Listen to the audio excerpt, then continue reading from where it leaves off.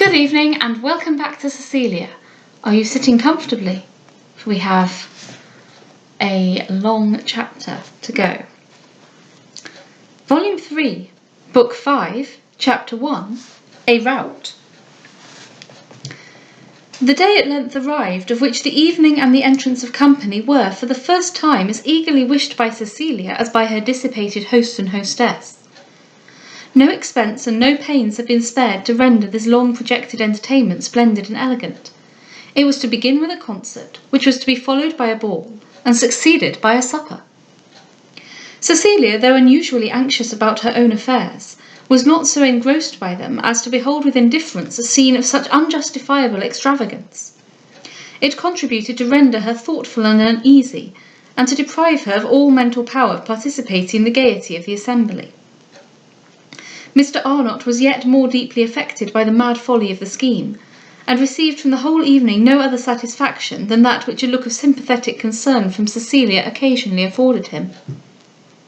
Till 9 o'clock no company appeared, except Sir Robert Floyer, who stayed from dinner-time, and Mr. Maurice, who, having received an invitation for the evening, was so much delighted with the permission to again enter the house, that he made use of it between 6 and 7 o'clock, and before the family had left the dining-parlour. He apologised with the utmost humility to Cecilia for the unfortunate accident at the Pantheon, but as to her it had been productive of nothing but pleasure. By exciting in young Delvile the most flattering alarm for her safety, she found no great difficulty in according him her pardon.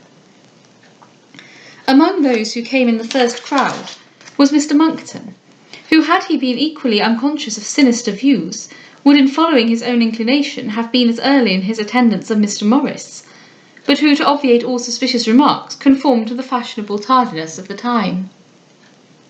Cecilia's chief apprehension for the evening was that Sir Robert Floyer would ask her to dance with him, which she could not refuse without sitting still during the ball, nor accept, after the reports she knew to be spread, without seeming to give a public sanction to them. To Mr. Monckton, therefore, innocently considering him as a married man and her old friend, she frankly told her distress, adding by way of excuse for the hint that the partners were to be changed every 2 dances. Mr. Monckton, though his principal study was carefully to avoid all public gallantry or assiduity towards Cecilia, had not the forbearance to resist this intimation, and therefore she had the pleasure of telling Sir Robert, when he asked the honour of her hand for the first 2 dances, that she was already engaged. She then expected that he would immediately secure her for the 2 following, but to her great joy he was so much piqued by the evident pleasure with which she announced her engagement, that he proudly walked away without adding another word. Much satisfied with this arrangement, and not without hopes that if she was at liberty when he arrived, she might be applied to by young Delvile, she now endeavoured to procure herself a place in the music-room. This, with some difficulty, she effected. But though there was an excellent concert, in which several capital performers played and sung, she found it impossible to hear a note, as she chanced to be seated just by Miss Leeson and 2 other young ladies, who were paying one another compliments upon their dress and their looks, settling to dance in the same cotillon, guessing who would begin the minuets, and wondering there were not more gentlemen. Yet, in the midst of this unmeaning conversation, of which she remarked that Miss Leeson bore the principal part, not one of them failed from time to time to exclaim with great rapture, "What sweet music! Oh, how charming! Did you ever hear anything so delightful?" "Ah," said Cecilia to Mr. Gosport, who now approached her, "but for your explanatory observations, how much would the sudden loquacity of this supercilious lady, whom I had imagined all but dumb, have perplexed me?" "Those who are most silent to strangers," answered Mr. Gosport, "commonly talk most fluently to their intimates, for they are deeply in arrears and eager to pay off their debts. Miss Leeson now is in her proper set, and therefore appears in her natural character, and the poor girl's joy in being able to utter all the nothings she has painfully hoarded while separated from her coterie gives her now the wild transport of a bird just let loose from a cage. I rejoice to see the little creature at liberty, for what can be so melancholy as a forced appearance of thinking, where there are no materials for such occupation?" Soon after, Miss Larolles, who was laughing immoderately, contrived to crowd herself into their party, calling out to them, "Oh, you have had the greatest loss in the world! If you had but been in the next room just now, there's a drollest figure there you can conceive, enough to frighten one to look at him." And presently she added, "Oh Lord, if you stoop a little this way, you may see him." Then followed a general tittering, accompanied with exclamations of, "Lord, what a fright!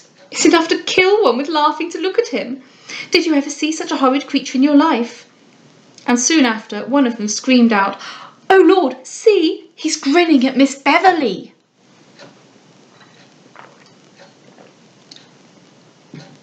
Cecilia then turned her head towards the door, and there, to her own as well as her neighbour's amazement, she perceived Mr. Briggs, who, in order to look about him at his ease, was standing upon a chair, from which, having singled her out, he was regarding her with a facetious smirk, which, when it caught her eye, was converted into a familiar nod.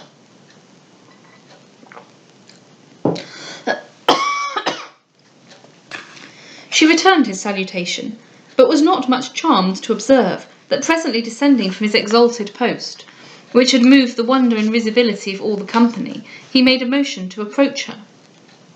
For which purpose, regardless of either ladies or gentlemen in his way, he sturdily pushed forward, with the same unconcerned hardiness he would have forced himself through a crowd in the street. And taking not the smallest notice of their frowns, supplications that he would stand still, and exclamations of, "Pray, sir," "Lord, how troublesome," and "Sir, I do assure you there's no room," he fairly and adroitly elbowed them from him till he reached her seat, and then, with a waggish grin, he looked round, to show he had got the better, and to see whom he had discomposed. When he had enjoyed this triumph, he turned to Cecilia, and chucking her under the chin, said, "Well, my little duck, how goes it?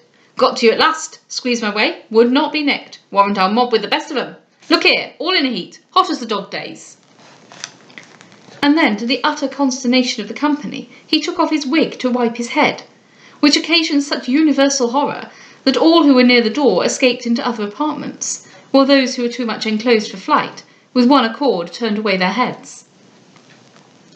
Captain Aresby, being applied to by some of the ladies to remonstrate upon this unexampled behaviour, advanced to him and said, "I am quite abimé, sir, to incommode you, but the commands of the ladies are insuperable. Give me leave, sir, to entreat you would put on your wig." "My wig?"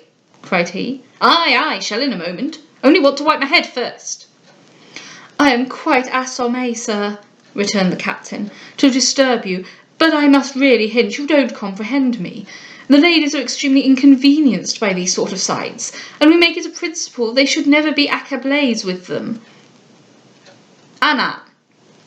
cried Mr. Briggs, staring. "I say, sir," replied the captain, "the ladies are quite au désespoir that you will not cover your head." "What for?" cried he. "What's the matter with my head?" "Nay, a man got a better. Very good stuff in it. Won't change it with ne'er one of you."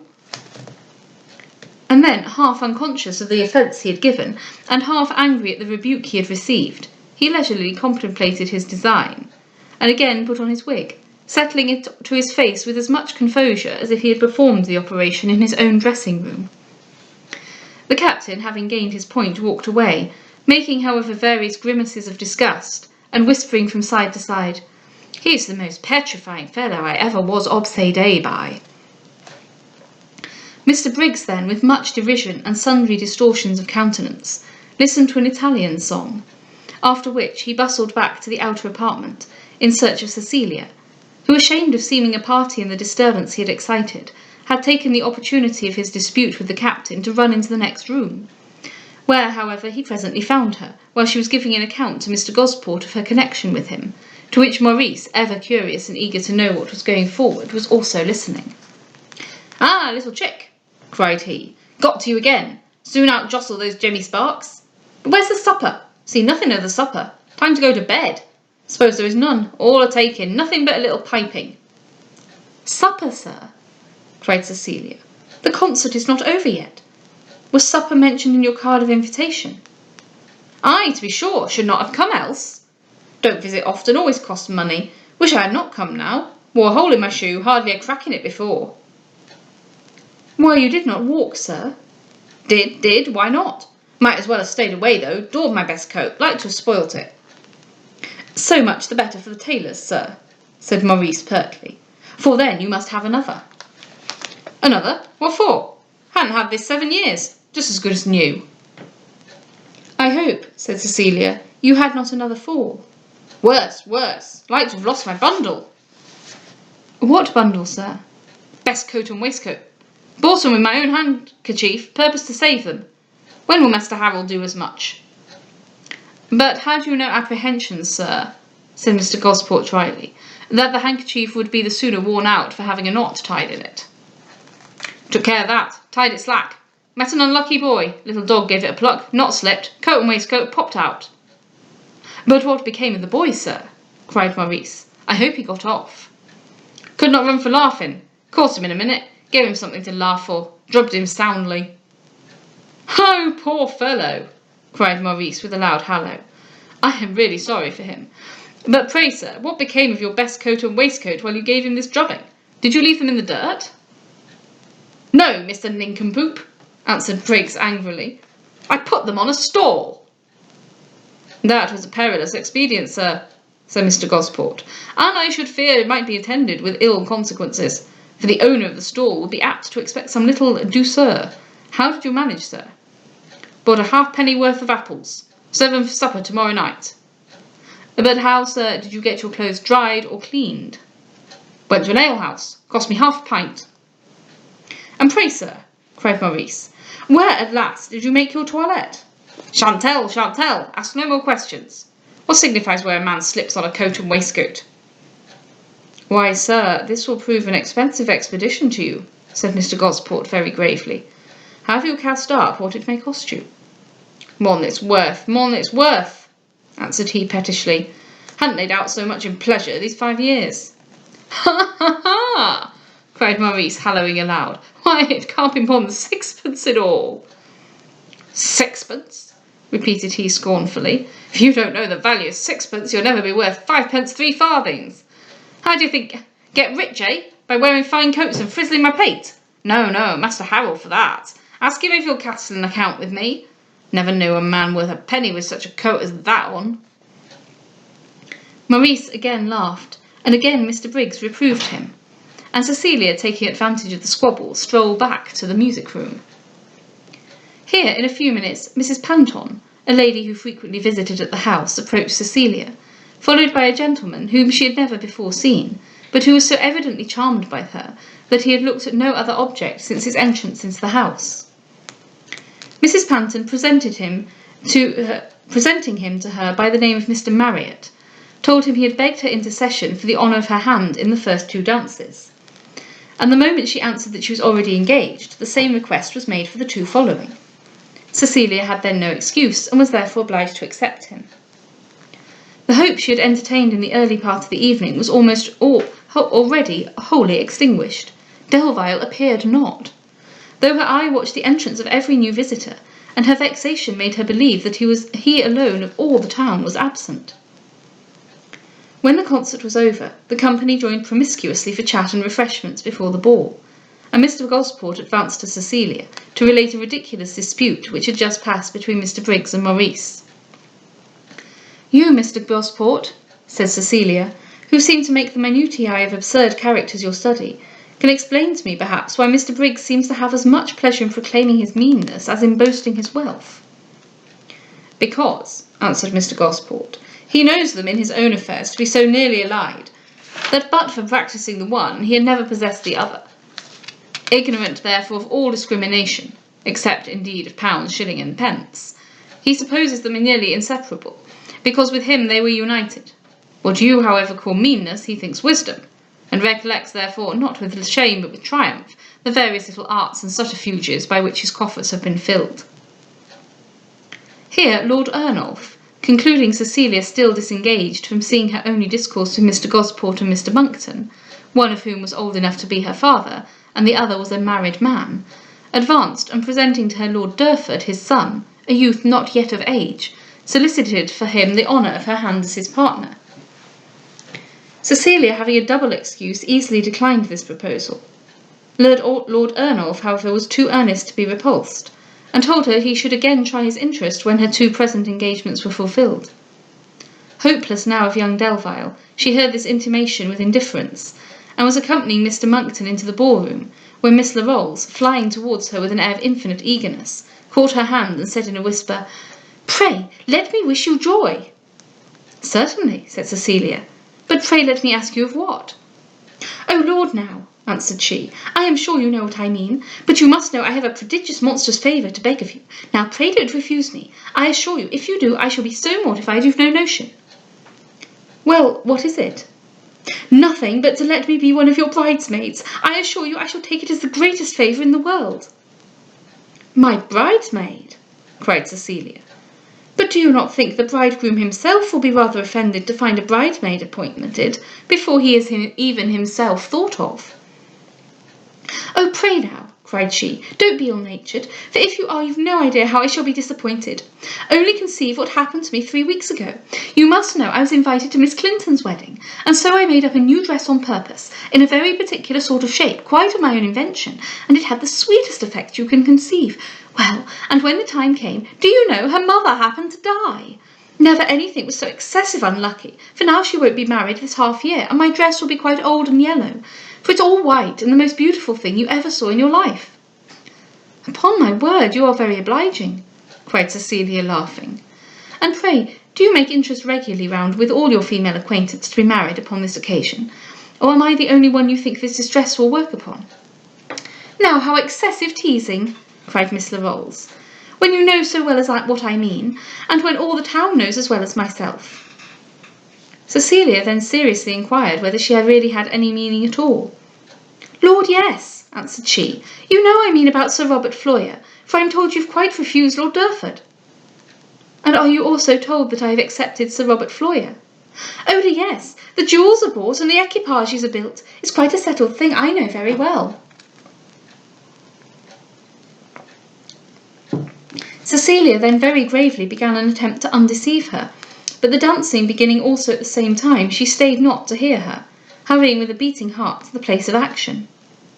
Mr Monckton and his fair partner then followed, mutually exclaiming against Mr Harrel's impenetrable conduct, of which Cecilia, however, in a short time ceased wholly to think, for as soon as the first cotillon was over, she perceived young Delvile just walking into the room. Surprise, pleasure, and confusion assailed her all at once. She had entirely given up her expectation of seeing him, and an absence so determined had led her to conclude he had pursuits which ought to make her join in wishing it had lengthened. But now he appeared, that conclusion, with the fears that gave rise to it, vanished, and she regretted nothing but the unfortunate succession of engagements which would prevent her dancing with him at all, and probably keep off all conversation with him till supper-time. She soon, however, perceived a change in his air and behaviour that extremely astonished her.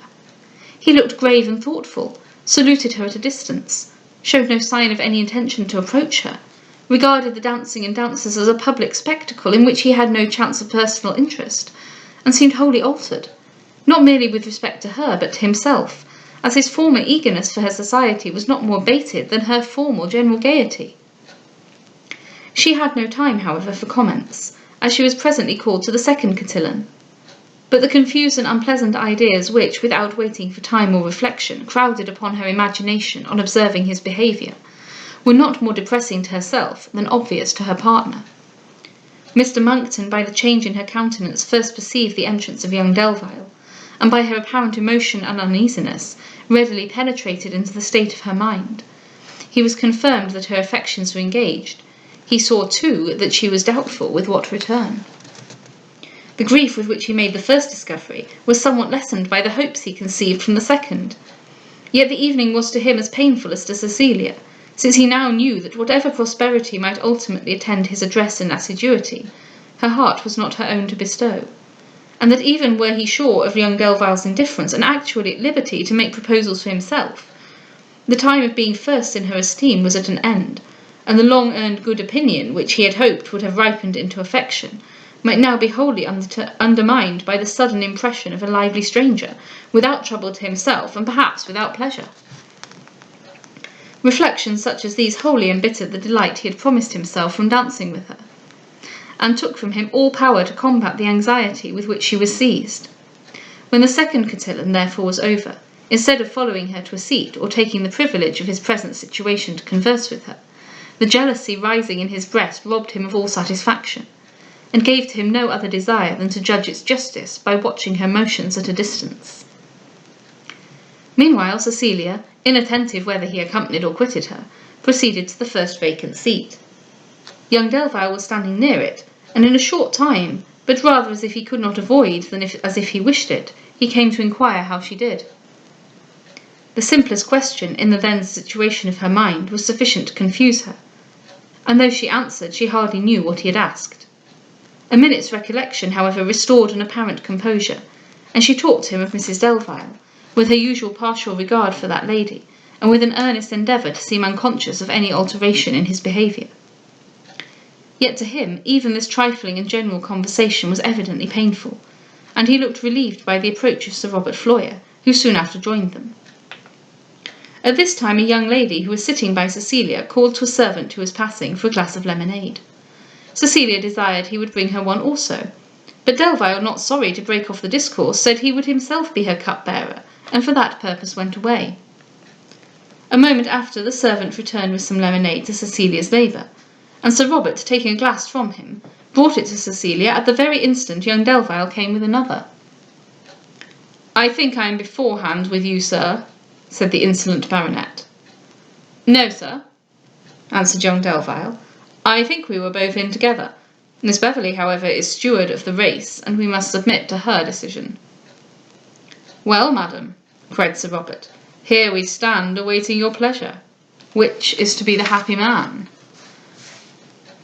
"Each, I hope," answered Cecilia with admirable presence of mind, "since I expect no less than that you will both do me the honour of drinking my health." This little contrivance, which saved her alike from showing favour or giving offence, could not but be applauded by both parties, and while they obeyed her orders, she took a third glass herself from the servant. While this was passing, Mr. Briggs, again perceiving her, stumped hastily towards her, calling out, "Aha, my duck! What's that? Got something nice? Come here, my lad, taste it myself." He then took a glass, but having only put it to his mouth, made a wry face and returned it, saying, "Bad, bad, poor punch indeed, not a drop of rum in it."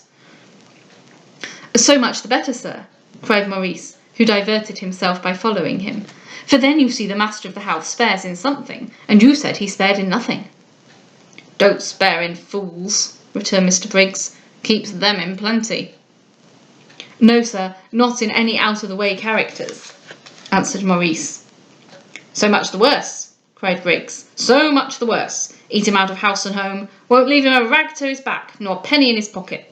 Never mind 'em, my little duck. Mind none of your guardians but me. T'other two ain't worth the rush." Cecilia, somewhat ashamed of this speech, looked towards young Delvile, in whom it occasioned the first smile she had seen that evening. "Been looking about for you," continued Briggs, nodding sagaciously. "Believe I've found one will do. Guess what I mean? £100,000, eh? What say to that? Anything better at the west end of the town?" £100,000? cried Maurice. "And pray, sir, who may this be?" "Not you, Mr. Jackanapes, sure of that. Ain't quite positive he'll have you neither. Think he will, though." "Pray, sir, what age is he?" cried the never-daunted Maurice. "Why, about, let's see, dunno, never heard. What signifies?" "But, sir, he's an old man, I suppose, by being so rich." "Old? No such thing. About my own standing." "What, sir, and you propose him for a husband to Miss Beverley?"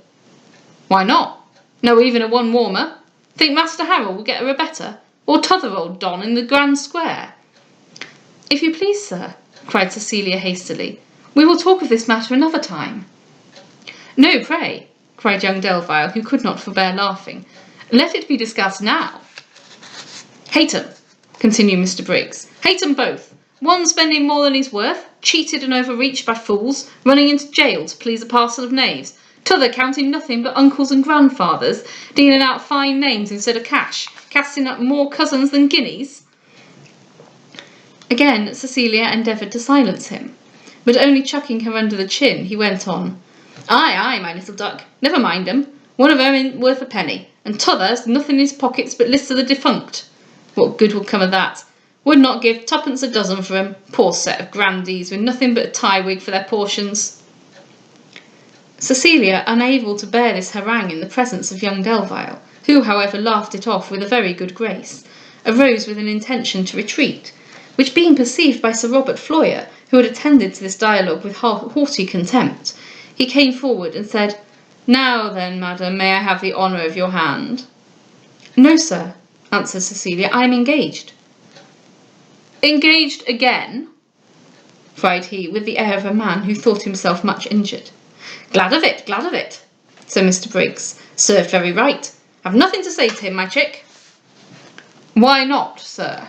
cried Sir Robert with an imperious look.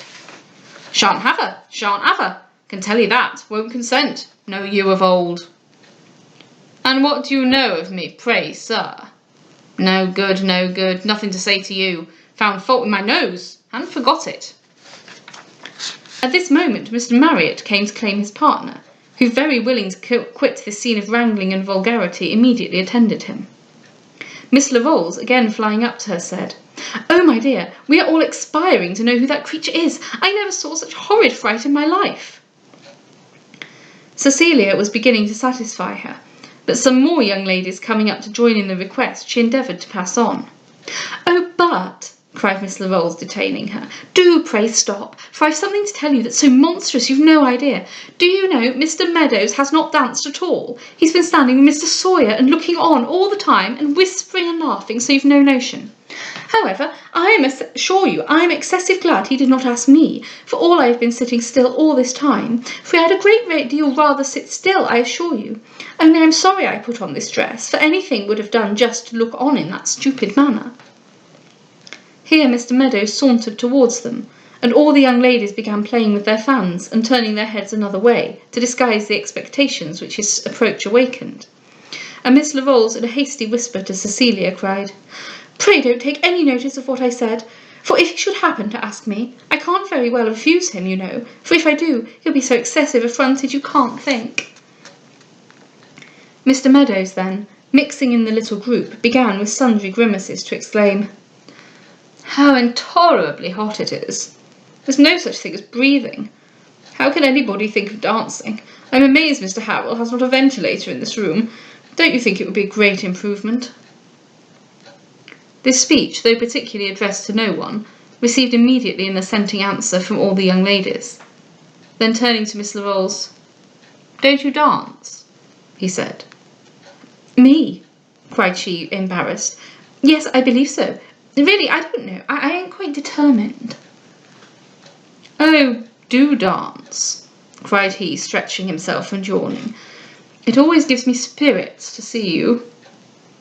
Then turning suddenly to Cecilia, without any previous ceremony of renewing his acquaintance, either by speaking or bowing, he abruptly said, "Do you love dancing, ma'am?" "Yes, sir, extremely well."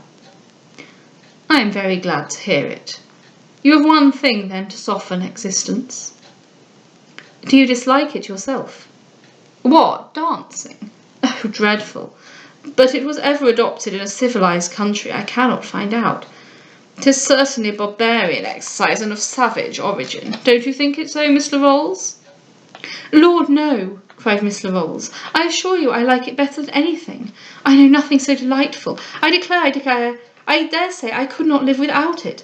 I should be so stupid you can't conceive." "Why, I remember," said Mr. Marriott, "when Mr. Meadows was always dancing himself. Have you forgot, sir, when you used to wish the night would last for ever, that you might dance without ceasing?" Mr. Meadows, who was now intently surveying a painting that was over the chimney-piece, seemed not to hear this question, but presently called out, "I am amazed Mr. Harrell can suffer such a portrait as this to be in his house. I hate a portrait. 'Tis so wearisome looking at a thing that is doing nothing." "Do you like historical pictures, sir, any better?" "Oh no, I detest them. Views of battle, murders, and death. Shocking. I shrink from them with horror." "Perhaps you are fond of landscapes?" "By no means. Green trees and fat cows. What do they tell one? I hate everything that is insipid." "Your toleration, then," said Cecilia, "will not be very extensive."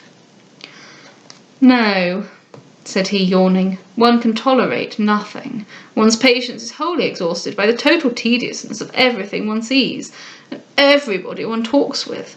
Don't you find it so, ma'am? Sometimes, said Cecilia, rather archly. You are right, ma'am, extremely right. One does not know what in the world to do with oneself. At home one is killed with meditation. Abroad one is overpowered by ceremony. No possibility of finding ease or comfort. You never go into public, I think, ma'am. Why, not to be much marked, I find, said Cecilia, laughing. Oh, I beg your pardon. I believe I saw you one evening at Almack's. I really beg your pardon, but I quite forgot it.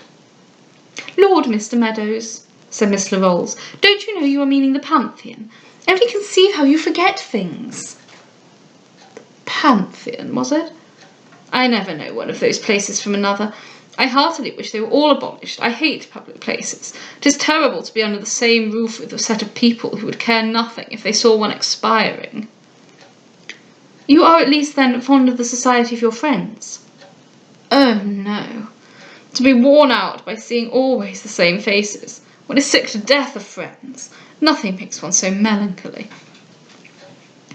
Cecilia now went to join the dancers, and Mr. Meadows, turning to Miss Larolles, said, Pray don't let me keep you from dancing. I'm afraid you'll lose your place. No, cried she, bridling. I shan't dance at all. How cruel, cried he, yawning, when you know how it exhilarates me to see you. Don't you think this room is very close? I must go and try another atmosphere. But I hope you will relent and dance. And then, stretching his arms as if half asleep, he sauntered into the next room, where he flung himself upon a sofa till the ball was over. The new partner of Cecilia, who was a wealthy but very simple young man, used his utmost efforts to entertain and oblige her, and flattered by the warmth of his own desire, he fancied that he succeeded, though in a state of such suspense and anxiety a man of brighter talents had failed. At the end of the 2 dances, Lord Ernolf again attempted to engage her for his son, but she now excused herself from dancing any more, and sat quietly as a spectatress till the rest of the company gave over. Mr. Marriott, however, would not quit her, and she was compelled to support with him a trifling conversation, which, though irksome to herself, to him, who had not seen her in her happier hour, was delightful. She expected every instant to be again joined by young Delvile, but the expectation was disappointed. He came not. She concluded he was in another apartment. The company was summoned to supper. She then thought it impossible to miss him, but after waiting and looking for him in vain, she found he had already left the house. The rest of the evening she scarce knew what passed, for she attended to nothing. Mr. Monckton might watch, and Mr. Briggs might exhort her, Sir Robert might display his insolence, or Mr. Marriott his gallantry. All was equally indifferent and equally unheeded, and before half the company left the house, she retired to her own room. She spent the night in the utmost disturbance. The occurrences of the evening with respect to young Delvile she looked upon as decisive. If his absence had chagrined her, his presence had still more shocked her, since while she was left to conjecture, though she had fears, she had hopes, and though all she saw was gloomy, all she expected was pleasant. But they had now met, and those expectations proved fallacious. She knew not indeed how to account for the strangeness of his conduct, but in seeing it was strange, she was convinced it was unfavourable. He had evidently avoided her while it was in his power, and when at last he was obliged to meet with her, he was formal, distant, and reserved. The more she recollected and dwelt upon the difference of his behaviour in their preceding meeting, the more angry as well as amazed she became at the change, and though she still concluded the pursuit of some other object occasioned it, she could find no excuse for his fickleness if that pursuit was recent, nor for his caprice if it was anterior. Well, I wonder what is going on with young Delvile. What can he mean by such behaviour? And I feel like there are more things that Jane Austen was amused by in this chapter and then picked up on in Pride and Prejudice.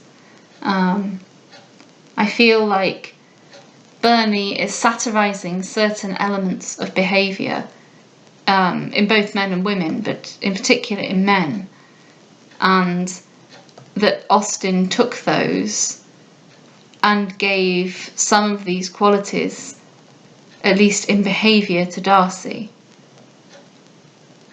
but then used Elizabeth as a vehicle to explore them satirically while making Darcy a serious character, which makes the whole thing much tighter than in Cecilia, where there are a whole number of these characters. Anyway, I have some ideas about that, but my eyelids are actually closing and I don't think I'm capable of any kind of rational conversation, so I will bid you good night.